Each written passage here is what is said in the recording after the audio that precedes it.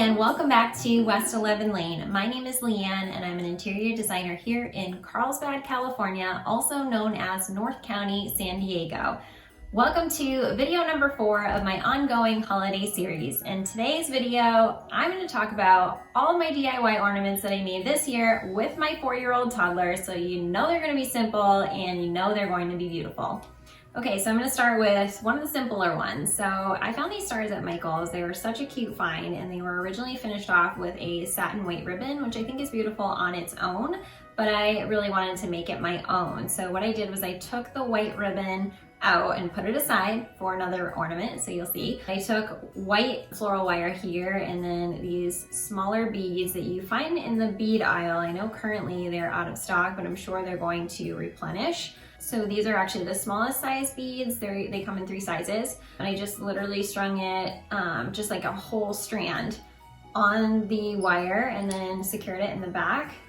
And that's literally it. So super simple. It gives a more organic feel with the wood beads, and I just love how it turned out. So the second ornament, I actually used a combination of the middle size beads and also the larger size. And then to finish off this ornament, I used the tiniest beads that are just used to finish off the bead strand when you buy it at the store. So again, I took the white floral wire and just put 2 mediums, 1 large, 2 mediums, and then finished off on both ends.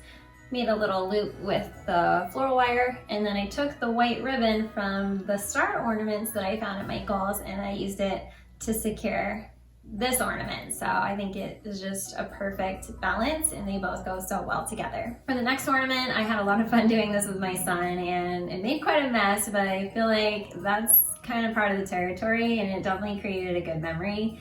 These are customizable ornaments that are shatterproof. Of course, you see them everywhere, and I always love to play with these because, again, it's a great way to customize an ornament and really make it your own. So I ordered this snow, which is, by the way, so realistic. I can tell you this because I grew up in Massachusetts. The snow's from Amazon, so I'll link that down below. And then I had these clippings of, I think, either a stem or a garland from years past. So I threw that in there, and then tiny little silver bells that come in a mix of like 3 different finishes, and I got those at Michael's. So super simple again, super fun.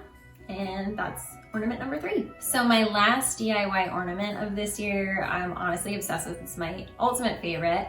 This year's style was actually very much inspired by the sugar paper line at Target. And little fun fact, my photographer actually shoots for sugar paper up in LA, so I feel a personal connection there. But I absolutely love their wrapping paper and also their ribbon. So I definitely bought probably way too many rolls of that, but anyway, just in case, I have it for the future. And I knew that I wanted to incorporate some of it onto my tree as well, just to coordinate the tree and the presents. Do you guys do that? I always end up matching my wrapping paper to my tree. I don't know. But anyway, so I use these larger wooden beads, again from Michael's, and then this ribbon again is from sugar paper at Target, so keep an eye out for that. And then I finished this off with a cut of a mistletoe garland that I also purchased at Michael's. They've been crushing it this year with the Christmas decor. So again, I cut the mistletoe, cut off a couple of white berries, and secured them all with my favorite glue, which is Loctite. I don't know if you've ever tried it, but it secures really fast. It is very sticky, so you might even want to use gloves, but it's super strong and quick drying. And so I'm just not a fan of hot glue. I always end up burning the heck out of my fingers. It's just not fun. So anyway, I recommend that. And that's it. So that's it for my DIY ornaments for this year, 2020. I hope that you now have some ideas on how you can be creative and make your tree your own. I firmly believe that you don't have to just go out and buy store-bought pieces. I think it's so much more important to, again, create those memories with your family and really customize your decor. Now, if you haven't already heard, if you haven't been following along on my other videos, we're actually doing a giveaway this year for a free virtual design, and I would love to work with you.